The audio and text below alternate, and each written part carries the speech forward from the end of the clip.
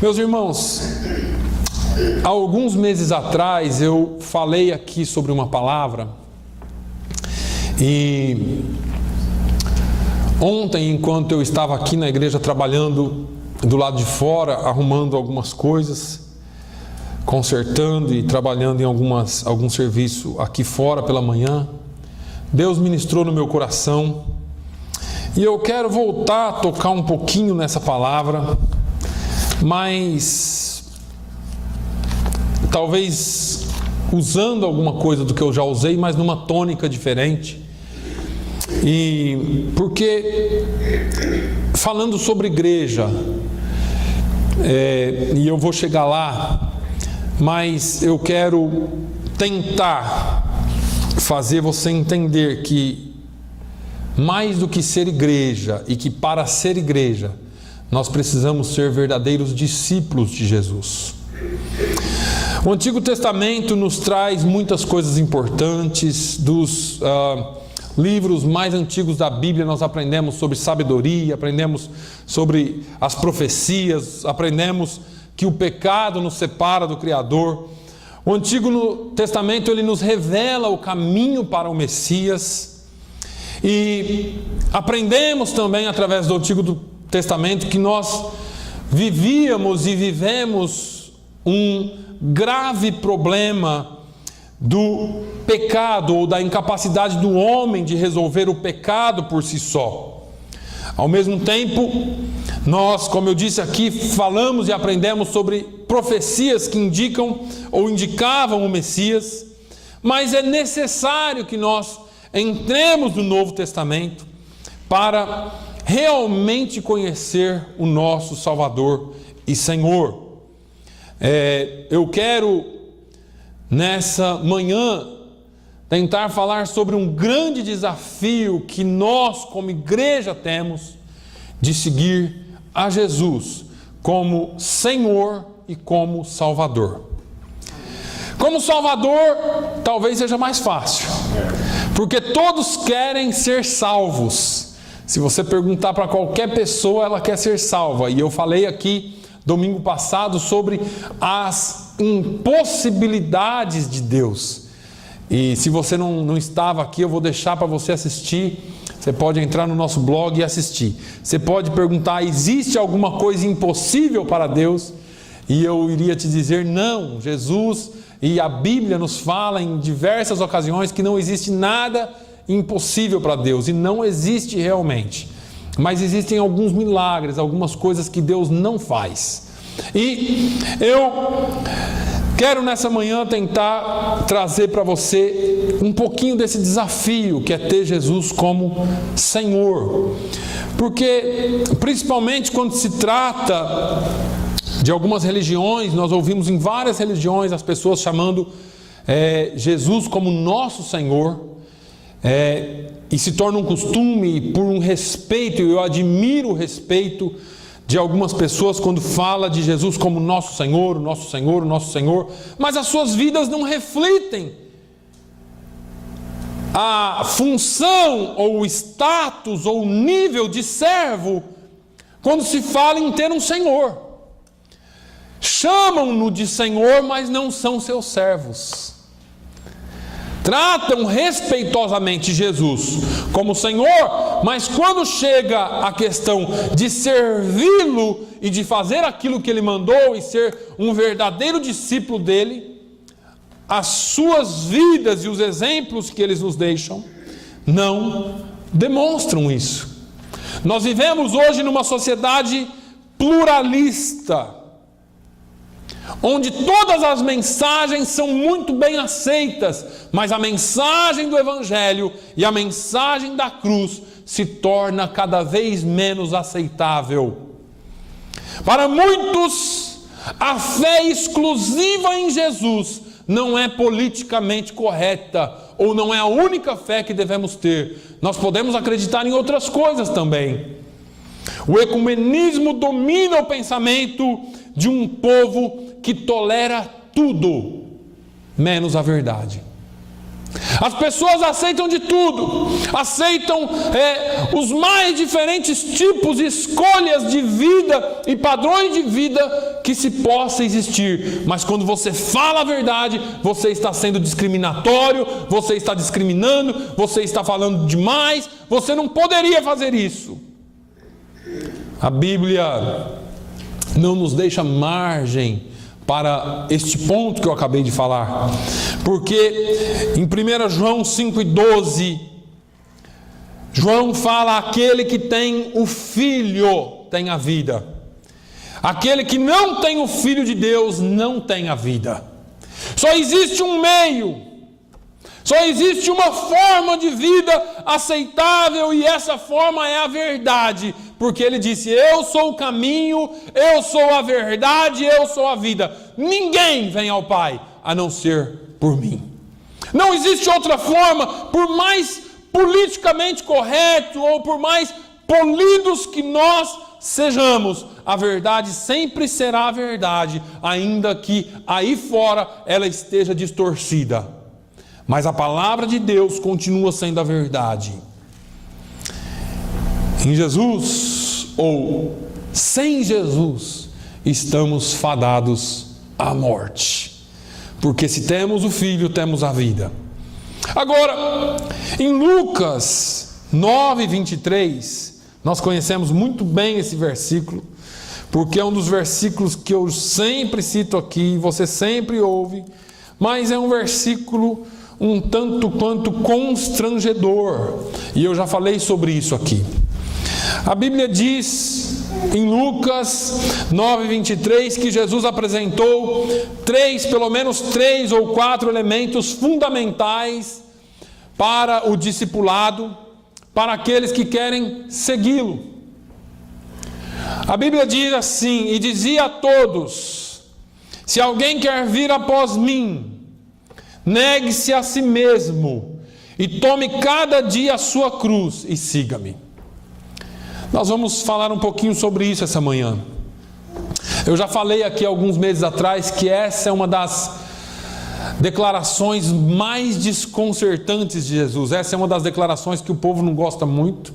E a outra declaração que o povo não gosta mesmo é que no mundo tereis aflições. Essa então é de dar arrepio, porque todo mundo quer viver debaixo das asas de um Jesus que nos dá tudo, e tem tudo a nos oferecer, e tem riquezas materiais a nos oferecer, mas ninguém quer pegar essa partezinha aqui da Bíblia. Primeiro ponto aqui que eu quero só dar uma pincelada, porque eu já falei disso, é que Jesus deixa muito claro que ninguém é obrigado a segui-lo. Jesus não força ninguém. É claro que quando se trata de questões ministeriais é diferente, mas seguir a Jesus é se quiser.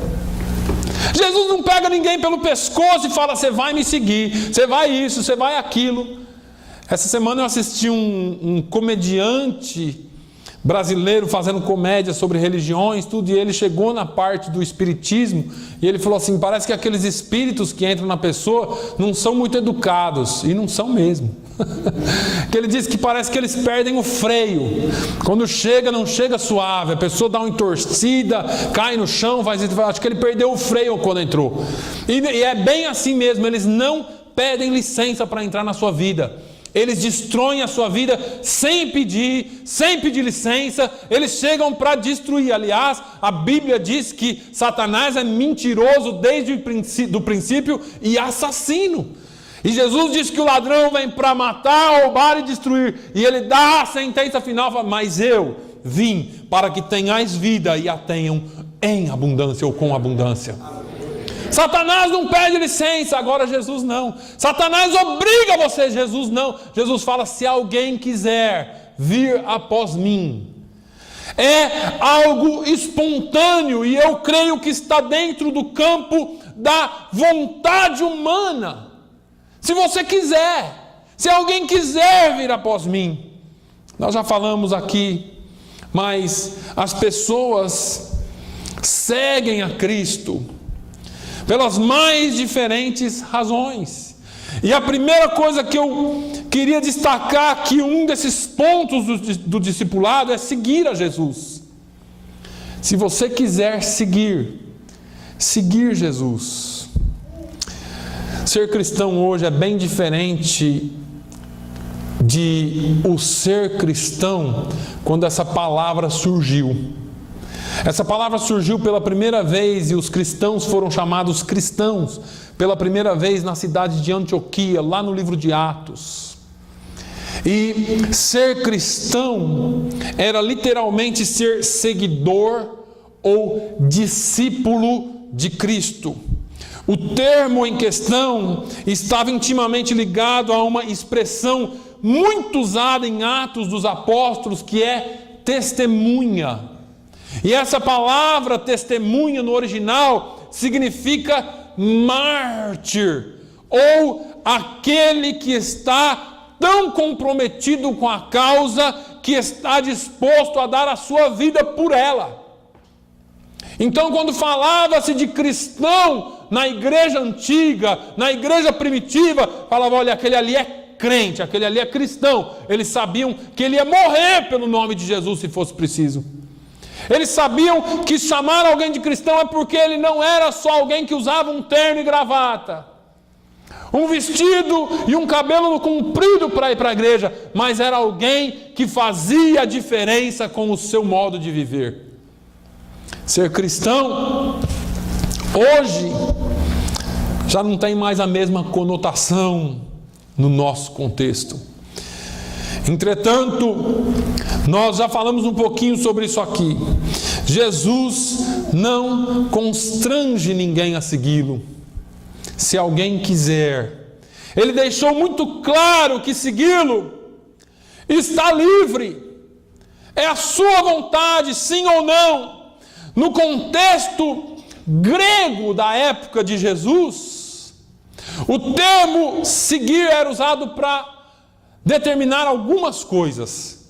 Eu quero falar só, talvez 2 ou 3 hoje. O soldado que seguia o comandante para a batalha, mesmo sabendo que corria o risco de não voltar vivo. Ele seguia o seu comandante por amor à sua pátria.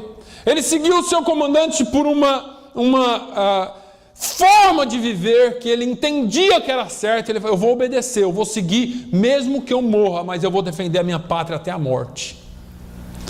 Enquanto soldados de Jesus, do exército de Deus, que fomos alistados para essa guerra, que fomos chamados, não obrigados, mas fomos chamados e aceitamos esse chamado, nós precisamos entender que seguir a Jesus vai resultar em alguns ataques, vai resultar em algumas batalhas, vai resultar em alguns estresses na nossa vida, vai resultar em algumas falhas, em algumas quedas, em alguns levantares, em algumas coisas que vão nos fazer talvez pensar em desistir.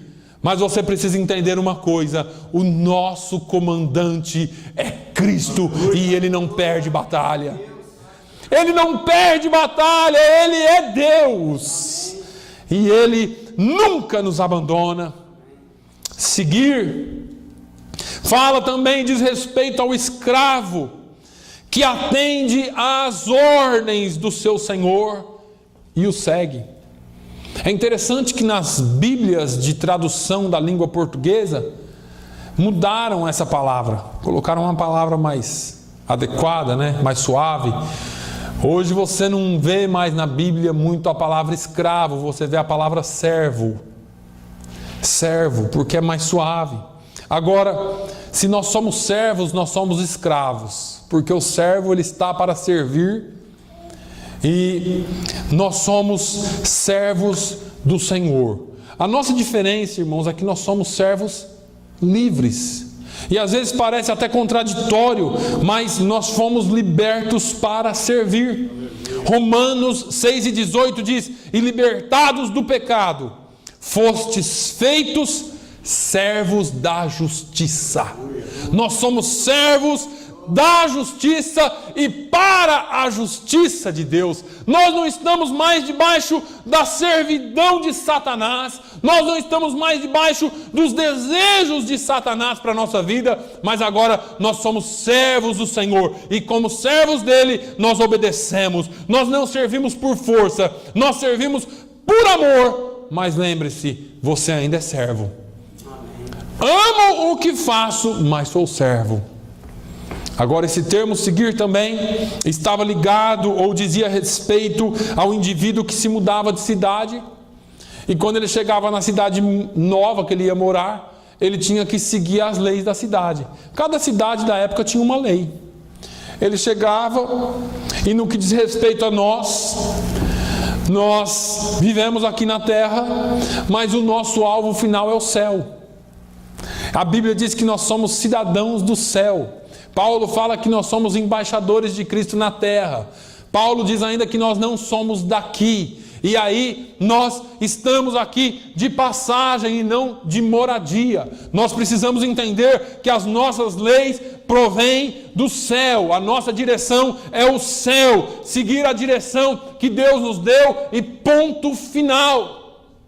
Não estou dizendo para você desobedecer leis da terra, irmãos. Eu estou dizendo para você não ser influenciado pelas leis dos homens, ainda que você esteja numa direção contrária àquilo que o mundo está dizendo. É interessante porque hoje, eu já falei aqui, o mundo nos chama a todo momento a desequilibrar, a tomar a direção errada, a seguir o caminho errado. Todo mundo está indo. Tem hora que é difícil. Tem hora que é difícil, até na obra de Deus, porque todo mundo faz diferente. E tem hora que eu me pergunto assim, ou eu sou diferente, ou eu não sei o que está acontecendo. Parece que todo mundo tem um meio diferente de fazer as coisas. Parece que as pessoas, para atrair, faz o que for possível para atrair pessoas, não importa a que preço. Negociam princípios a fim de atrair. Eu não estou criticando ninguém, eu só estou dizendo que às vezes é tão difícil. Você vê alguns lugares, parece que borbulhando, né? E você fala assim, meu Deus, o que é isso? Por que é que eu sou tão diferente? Mas parece que as pessoas estão seguindo por um caminho. Ontem eu tive a infelicidade de assistir um vídeo que quem é crente vê que foi forjado. Pessoas brincando com o nome de Jesus em cima do púlpito, expulsando demônio que não é demônio, brincando. Com certeza uma pessoa contratada para fazer aquele papel todo. E eu fico imaginando como será no céu. Agora, se Jesus mandou a gente seguir uma direção, ainda que todo mundo esteja fazendo diferente, irmãos, ainda que o seu mapa desse mundo diga é por aqui, mas você fala, mas Jesus mandou ir por aqui. Pega o mapa, dobra, coloca no porta-luvas e siga o seu mestre. Siga Jesus, porque Ele sabe onde Ele está te levando. Eu sempre me lembro de Abraão. Abraão, sai da tua terra, do meio da tua parentela, da casa do teu pai, deixa tudo e vai para um lugar que eu vou te mostrar. Abraão saiu, só que levou Ló na bagagem. E Deus não falou mais com ele. Abraão andou. Quando deu tudo errado, os pastores de Ló brigou com os pastores de Abraão.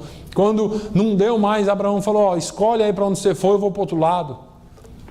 E Ló saiu no versículo seguinte, quando Ló deixou Abraão, a Bíblia fala, e Deus falou com Abraão dizendo, olha para essa terra. Foi só fazer o que Deus mandou, Deus começou a falar com ele. Muitas vezes Deus não fala com você, Deus não fala comigo, porque a gente está seguindo os padrões desse mundo ainda. Quando nós entendermos que nós precisamos seguir aquilo que Jesus mandou, o caminho que Jesus mandou, as coisas mudam. Agora,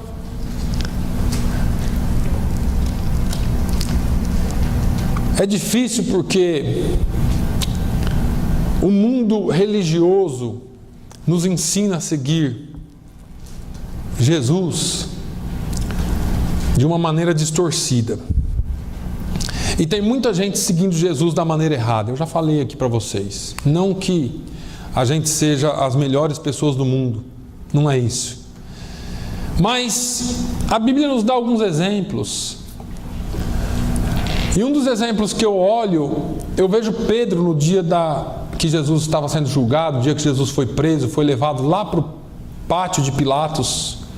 E a Bíblia diz que Pedro seguia Jesus de longe. De longe, Pedro estava lá só assim, Jesus lá sendo levado e Pedro olhando. Agora, seguir Jesus de longe é meio perigoso. Porque no caso de Pedro, deu espaço para os criados e as criadas de Pilatos entrar no meio deles e de Jesus. Às vezes nós seguindo Jesus de longe, nós estamos dando espaço para alguém ou alguma coisa entrar na nossa frente, entre o nosso relacionamento com Deus. E aí começam-se a acontecer coisas que nós não queríamos. Porque por mais que Pedro amasse Jesus, Jesus sabia que ele seguia ele de longe. E Jesus já tinha falado: olha, Pedro, antes que o galo cante, me negarás 3 vezes. Pedro falou: está brincando, Jesus, aqui comigo eu vou com você até a morte. Sou eu contigo num largo e está amarrado assim e acabou. Ponto final. Jesus falou: não, Pedro, você vai aprender, fica tranquilo. E como Pedro estava de longe, aconteceu que Pedro negou Jesus, mentiu, e aí vem o peso do pecado. E muitas vezes a gente fica com esse peso porque estamos seguindo de longe, não tomamos aquele compromisso que nós deveríamos tomar com Deus. Seguir Jesus tem que ser de perto, meu irmão, minha irmã. Temos que investir na nossa intimidade com Deus. Temos que investir no relacionamento pessoal com Ele. Nós precisamos entender que nós não conseguimos desenvolver amizade com ninguém, relacionamento com ninguém, que nós não convivemos. Eu não posso dizer que sou amigo íntimo seu, se eu te vi hoje e vou te ver daqui 1 ano. Se nós não conversamos, se não existe um relacionamento mais próximo.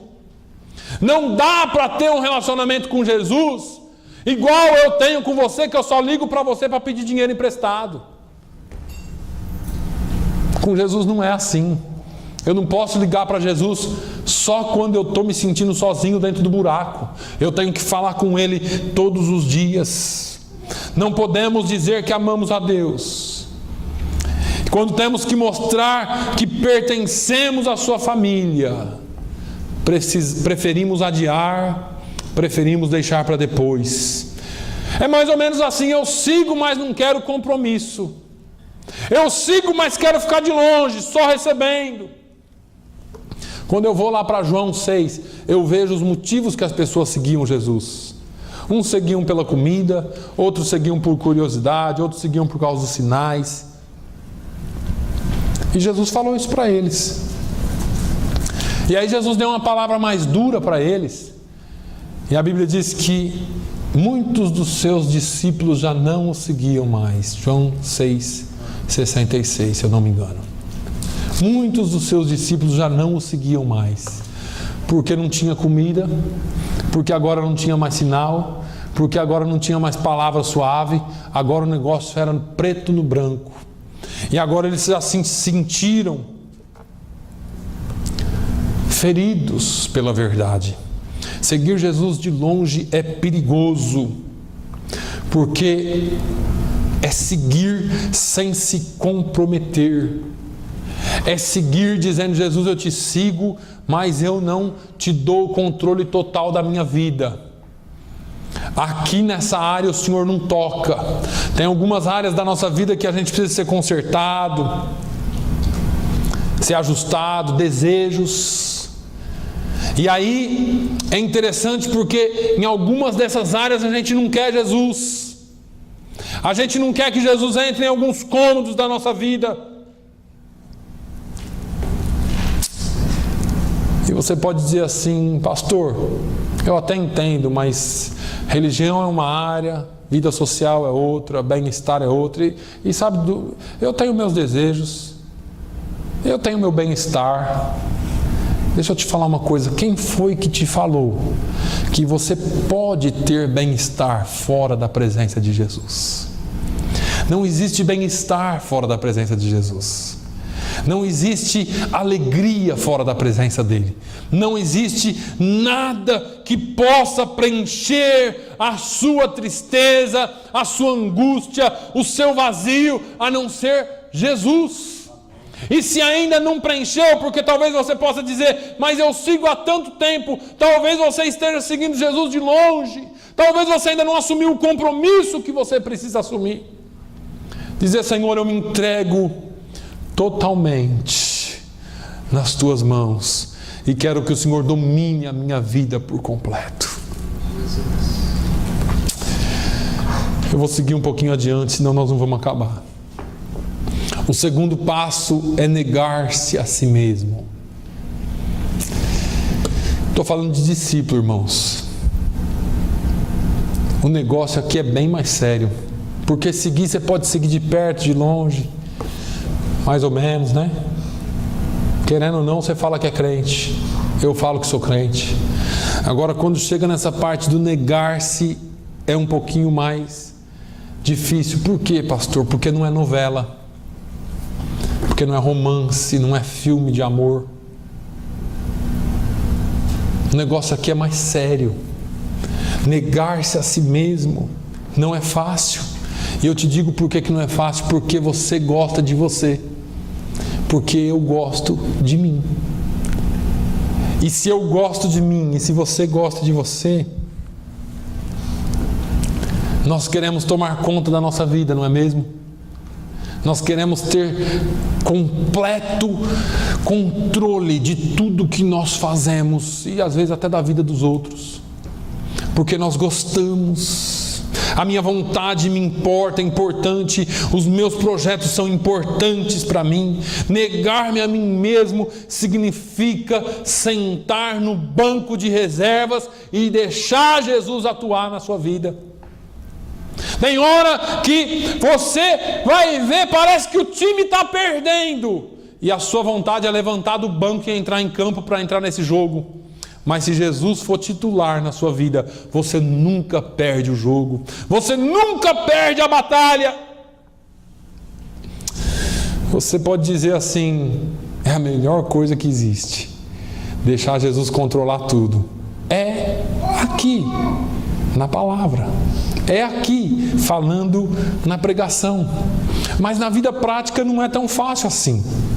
Porque não é fácil se anular, irmãos. Negar-se a si mesmo é se anular.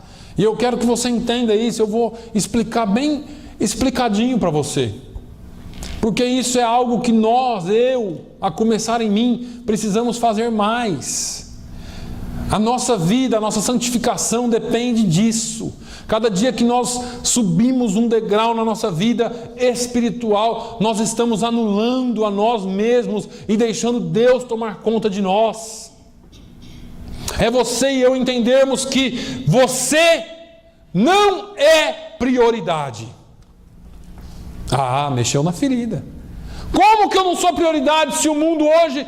Tudo que eu ouço diz respeito a mim. Eu mereço, eu preciso. A televisão fala que eu preciso de um carro novo. O mortgage, o banco tal oferece juros mais baratos para eu comprar uma casa melhor. A minha vida, tudo é em torno de mim. As crianças crescem com isso. Olha, você precisa de uma boneca melhor quando é pequenininho, né? Olha, liga a televisão de manhã no canal infantil. É 1 milhão de propaganda, enchendo a cabeça deles o tempo todo. E os pais crescem com aquela carga de que eu preciso dar, porque o amiguinho tem, aquela pressão. E nós ficamos com dó, porque nós queremos o melhor para os filhos. Mas a amiguinha do lado tem, o amiguinho tem, e ele não tem, então ele vai ter também. E nós vamos nos conformando com as coisas do mundo. Não estou falando para você não dar, não. Mas eu estou dizendo que se anular é muito difícil. Se anular é muito difícil. Filipenses 2:3 diz: nada façais por contenda ou por vanglória, mas por humildade, cada um considere os outros superiores a si mesmos. Negar-se a si mesmo é não se preocupar em sentir-se melhor do que ninguém.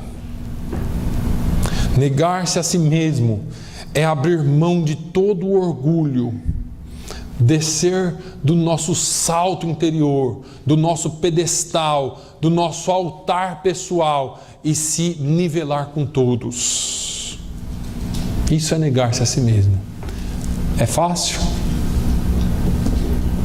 É fácil? Na prática, é um dos maiores desafios do ser humano. Sabe por quê? Porque vaidade é próprio da natureza do ser humano. O ser humano nasce vaidoso. Negar-se a si mesmo é despir-se de toda a vaidade. Tem um filme de Hollywood, não me lembro muito bem do nome, mas eu lembro que é um filme que foi famoso. Esse sujeito faz o papel do diabo.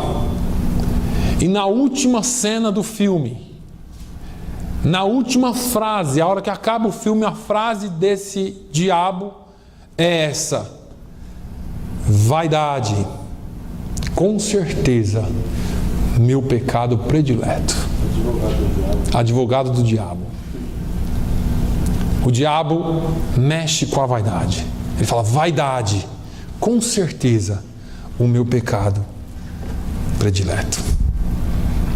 Algumas pessoas, e até eu já disse, que as armas que Satanás usa para derrubar homens de Deus são fama, dinheiro, mulheres. Mas se nós lermos a Bíblia com cuidado, nós vamos ver que nem fama, nem dinheiro, nem mulheres podem derrubar homens de Deus. A única coisa, ou a arma mais utilizada para derrubar homens de Deus, homens e mulheres de Deus, é a vaidade. Todos os personagens que pecaram na Bíblia, principalmente os principais, aqueles que nós damos mais conotação, antes de tropeçarem naquela pedra em que eles trombaram ou bateram, eles tropeçaram na própria vaidade. E essa pregação parece uma pregação, às vezes até meio maçante, mas eu quero que você entenda isso. Começando por Lúcifer. Pega Isaías 14, os versículos 13 e 14, vamos ver onde foi que Lúcifer caiu. Quem é Lúcifer? Quem era Lúcifer? Querubim ungido, ministrador diante de Deus. Era o querubim responsável por ministrar louvores ao Senhor. Há quem diga, estudiosos que dizem, que o louvor começou com ele. Porque a única citação na Bíblia dando início a um período de louvor e adoração é com Lúcifer. E tu dizias no teu coração: eu subirei ao céu, acima das estrelas de Deus, exaltarei o meu trono.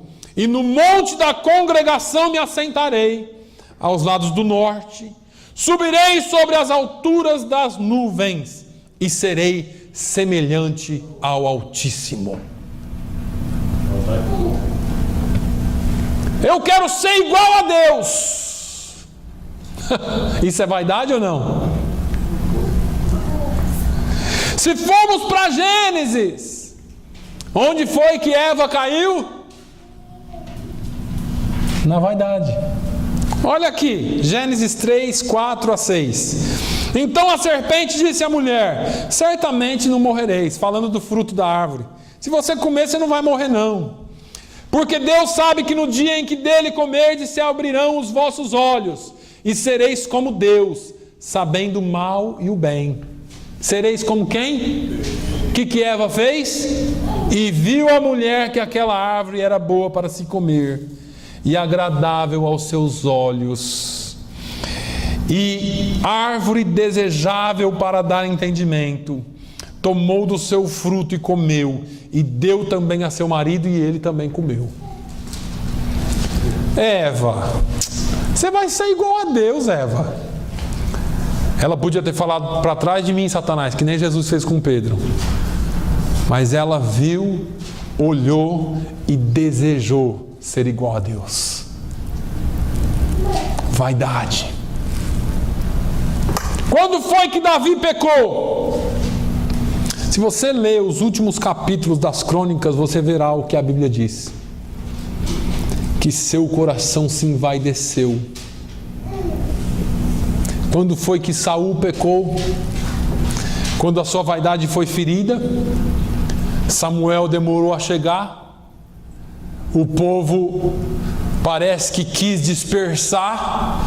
A popularidade do rei entrou em xeque. E ele falou: não, o povo não vai sair, eu sou o rei. Não tem problema não, o profeta não vem, eu sacrifico. Vaidade. Vaidade. A vaidade de querer ser popular. E se nós entendemos que negar-se a si mesmo, ou o que é negar-se a si mesmo, nós vamos começar tratando essa nossa jactância, esse nosso desejo de parecer maior do que os outros, essa nossa forma de ser. Agora veja uma coisa, irmãos, nós jamais podemos confundir vaidade com adereços ou com enfeites. O enfeite não tem nada a ver com vaidade, a não ser que seja para se parecer melhor. Vaidade na Bíblia se refere ao orgulho, a pessoas altivas, refere-se a pessoas que se exaltam sobre os outros, que se sentem maiores do que os outros, que estão num patamar acima dos outros e olha todo mundo de cima para baixo. Tipo assim: eu sou melhor que você. Ah, é? É, Manuel? É? Irmãos, ninguém é melhor que ninguém.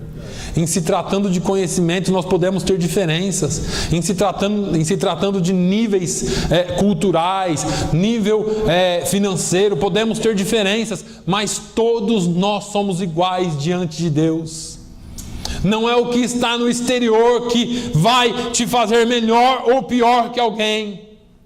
Nós precisamos entender que a palavra de Deus nos traz uma tradução do que nós somos. E quando nós entendemos isso, nós deixamos de ser orgulhosos. Eu vou te falar o que eu e você somos. Nós somos pó. A Bíblia diz que nós somos pó. Vou fazer uma perguntinha: quem que se olhou no espelho aqui antes de vir para a igreja? Pode levantar a mão, não é pecado olhar no espelho, não. Não é pecado olhar no espelho, não. Irmãos, você olha no espelho e vê toda essa beleza sua. É verdade. Se alguém aqui se acha feio, vem aqui que eu vou orar por você. Porque ninguém é feio. Pelo amor de Deus. Ninguém é feio. Só gatinho, né? Sempre tem um louco que gosta da gente. Brincadeira. Ninguém é feio, irmãos. Se você olhou no espelho e se ajeitou assim hoje, nossa, hoje eu estou must. Hoje eu estou demais de bonito. Deixa eu falar uma coisa para você. Sabe esses seus olhos verdes, lindos, vão virar pó. Sabe esse corpão lindo que Deus te deu, que você se orgulha tanto? Um homem entra na frente do espelho, né? Barrigudo, mas parece que ele se sente o Tarzan. Ele olha assim e fala: nossa, eu estou bonito hoje, rapaz. Desse jeito. Se sente o Arnold Schwarzenegger, né, pastor? Tá um pão hoje. Tá um pão. Só que não é bem assim, né? Mas esse corpo lindo que você tem também vai virar pó. Aí você fala assim: eu não sou tão bonito, mas pense num cabra inteligente. Deus me deu um cérebro que cobre toda a minha beleza, ou toda a minha feiura. Um dos dois. Pense num cabra bom, inteligente, matemática, qualquer coisa. A ciência prova que quando você morre, a primeira coisa que se desfaz em você é sua massa encefálica. E eu sei disso, que eu vi muito isso. E ela se torna uma massa pastosa, amarelada, que escorre pelo nariz e pelo ouvido. Desculpa, é quase a hora do almoço. Mas eu só estou mexendo com você para você entender que você não é nada melhor do que ninguém. Quando você visita alguém que estava aqui forte, rindo, contando história, e hoje está se definhando, pronto para morrer, você vê que você não é nada. E que se você não estiver debaixo da mão de Deus, você pode ser bonito, inteligente, o que for, você é pó. E por isso você nunca pode se exaltar sobre os seus irmãos. E nós não entendemos isso. Somos barro. Ah, meu Deus, quem sou eu? Quem és tu fora da misericórdia de Deus? Eu li hoje o Salmo 8:4, mas o escritor aos Hebreus fazendo referência ao Salmo 8:4. Fala em Hebreus 2:6. Mas em certo lugar testificou alguém. Ele não lembrou a referência. E escreveu assim: quem é o homem para que dele te lembres? Ou o filho do homem para que o visites? Quem és tu? Quem é você? Quem foi que falou que você é melhor ou menor que alguém? Você é a máxima da perfeição da criação de Deus, mas mesmo assim você continua sendo pó. Você é barro, e desse barro Deus fez um vaso que Ele quer habitar no seu interior. E se você tiver e for habitado pelo Espírito Santo de Deus, pode ser feio como for por fora, mas você carrega a excelência da criação, que é o Espírito Santo de Deus. Você é templo também. Aleluia. Aleluia. Eu não te chamei aqui hoje para te desencorajar. Mas nenhum sentimento humano nos torna mais parecidos com Satanás do que a vaidade, do que o orgulho. Nada que nós façamos, porque o orgulho é a necessidade que temos de humilhar o outro para nos sentirmos superior a ele. Quer seguir a Jesus? Alguém aqui ainda quer seguir a Jesus? Amém. Aleluia. Negue-se a si mesmo. Fácil? Não. Jesus nos deu um exemplo, o pastor já citou aqui hoje. Paulo fala aos Filipenses no capítulo 2, versículos 5 a 11, que de sorte que haja em vós o mesmo sentimento que houve também em Cristo Jesus, que sendo em forma de Deus, não teve por usurpação ser igual a Deus, mas esvaziou-se, negou-se, aniquilou-se a si mesmo, tomando a forma de servo, fazendo-se semelhante aos homens, e achado em forma de homem, humilhou-se a si mesmo, sendo obediente até a morte e morte de cruz. E por isso também Deus o exaltou soberanamente e lhe deu um nome que é sobre todo nome, para que ao nome de Jesus todo joelho se dobre, daqueles que estão nos céus, na terra, debaixo da terra, e toda língua confesse que Jesus é o Senhor, para a glória de Deus Pai. Aleluia. Ele deu o exemplo. Hebreus 2:9 diz: vemos, porém, coroado de glória, de honra, aquele Jesus que fora feito um pouco menor do que os anjos, por causa da paixão da morte, para que, pela graça de Deus, provasse a morte por todos. Ele se fez homem, ele se fez menor do que os anjos, por amor a você.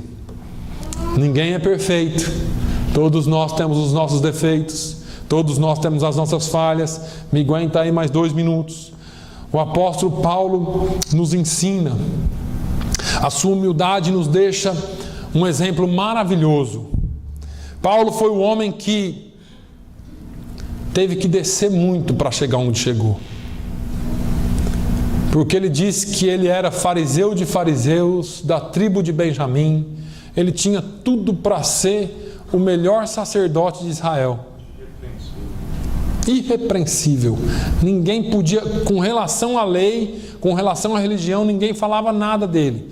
ele era irrepreensível, zeloso, que chegou a consentir na morte de pessoas que falaram contra a religião da época.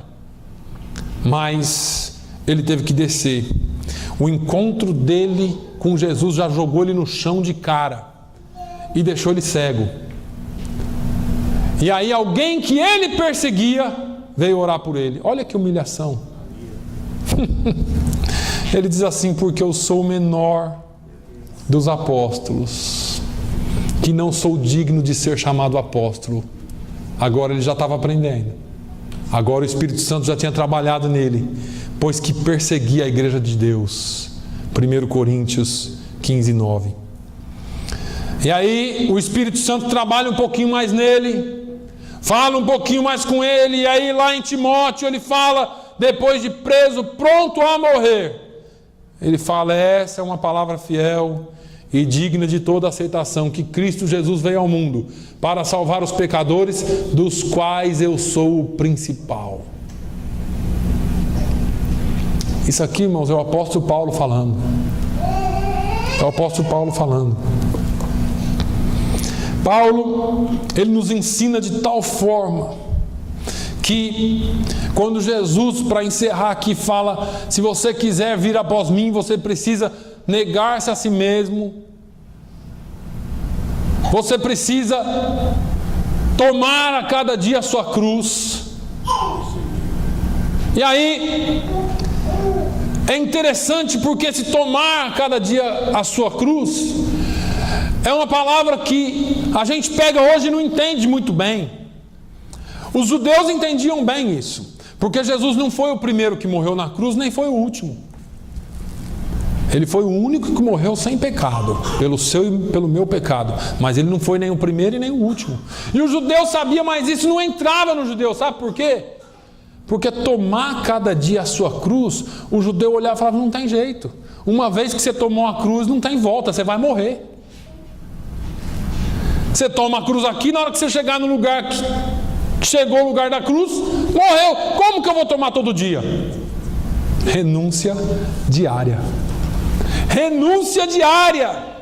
Aceitar Jesus não é simples. Andar com Jesus não é simples. É cada dia um desafio a enfrentar. É cada dia uma decisão que eu tenho que fazer e tomar para validar a minha vida com Jesus. Romanos 7, a partir do versículo 14, nos mostra Paulo falando. É interessante aqui, eu gosto de Romanos 7, porque aqui é onde Paulo, ele se desfaz da vestimenta apostólica, se senta aí do seu lado e fala assim: irmão, eu sou igualzinho a você.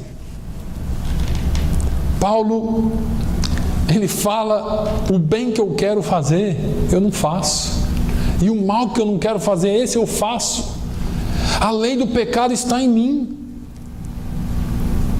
O que eu faço? Ele chega a um ponto de desespero no versículo 24 e fala: miserável homem que sou, quem me livrará do corpo desta morte?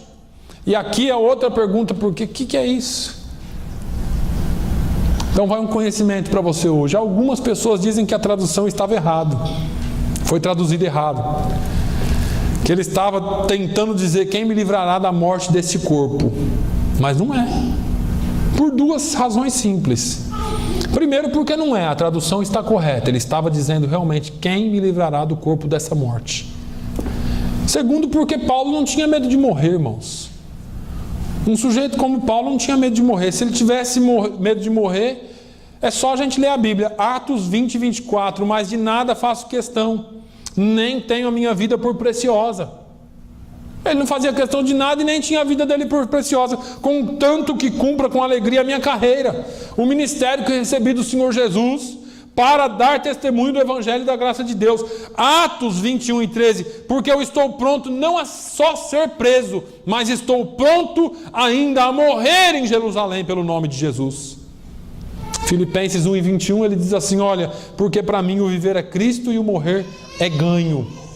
Lá em 2 Timóteo ele fala assim: olha, eu já estou sendo oferecido por aspersão e sacrifício, o tempo da minha partida está próximo, combati o bom combate, acabei a carreira, guardei a fé, desde agora a coroa da justiça me está aguardada, a qual o Senhor, justo juiz, me dará naquele dia, e não somente a mim, mas também a todos os que amarem a sua vinda. Isso aí é alguém que está com medo de morrer? Não tinha medo de morrer? Não é conversa de quem está com medo de morrer, mas do que é que Paulo está falando? Existia um costume romano que quando alguém era condenado, um réu era condenado por assassinato, ele não ia para a cadeia. Naquela época, eles pegavam um morto e amarravam ao corpo do assassino. E ele ia ter que carregar aquele morto lá até aquilo tudo se decompor. Na maioria dos casos, o assassino morria de infecção. Era essa. E Paulo está falando: quem me livrará do corpo dessa morte? Sabe o que Paulo estava querendo dizer? A minha natureza velha morreu, mas ela está grudada aqui ainda. Eu ainda sou um homem cheio de falhas. Onde eu vou, eu carrego ela. É mais ou menos isso. Olha, eu até matei a natureza antiga, mas ela continua aqui da mesma forma que o assassino tem que carregar a sua vítima depois de morta. Isso significa que todos os dias nós somos influenciados pela nossa natureza morta. Todos os dias nós somos influenciados ou infectados por algumas coisas dessa natureza morta. Significa que nós não somos perfeitos. Significa que eu e você precisamos entender que não será fácil seguir Jesus. Mas um dos textos mais lindos da Bíblia está logo a seguir. No primeiro versículo de Romanos 8, ele diz assim: agora nenhuma condenação há para os que estão em Cristo Jesus, que não andam segundo a carne, mas segundo o Espírito. Toma a cada dia a tua cruz e siga-me. A luta é diária, o desafio é do dia inteiro, todos os dias. Todos os dias nós temos que crucificar a nossa natureza, até que cheguemos ao nível em que o mesmo apóstolo fala em Gálatas 2:20.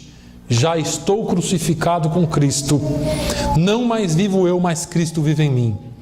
E agora a vida que vivo na carne, vivo-a pela fé no Filho de Deus, o qual me amou e se entregou a si mesmo por mim. Já estou crucificado com Cristo. Ele termina e reforça em Gálatas 6:14, dizendo: mas longe esteja de mim gloriar-me, a não ser na cruz de nosso Senhor Jesus Cristo, pela qual o mundo está crucificado para mim e eu para o mundo. Longe de mim gloriar-me. Quer se gloriar em alguma coisa? Se glorie no fato de que Jesus um dia morreu na cruz por você e salvou você dos seus pecados. Nós precisamos nos negar todos os dias para seguir Jesus. Ter Jesus como Salvador é muito bom.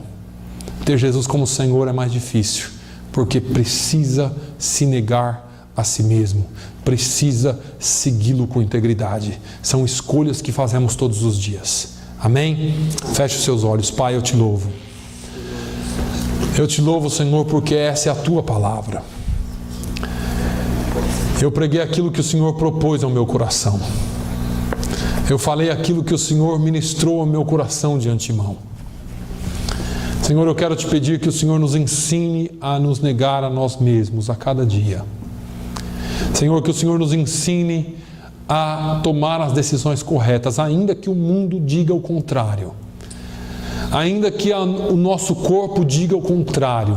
Ensina-nos a matar a nossa velha natureza. E que nós possamos viver e seguir-te, ó Mestre. Pai, no nome de Jesus, nos dê uma semana abençoada. Que a tua paz esteja sobre as nossas vidas. Esteja com aqueles que não puderam vir por qualquer motivo. Esteja com aqueles que estão em viagem. Que o Senhor os acompanhe. A irmã Alzira, o irmão Antônio, a irmã Aldina, o irmão Antônio, a sua família, todos os seus filhos. Pai, visita essas vidas. Visita aqueles que por algum outro motivo não puderam estar aqui, mas que o Senhor esteja com eles, no nome de Jesus. Pai, que a Tua mão esteja sobre nós e nós aprendamos a negar-nos a cada dia a nossa velha natureza.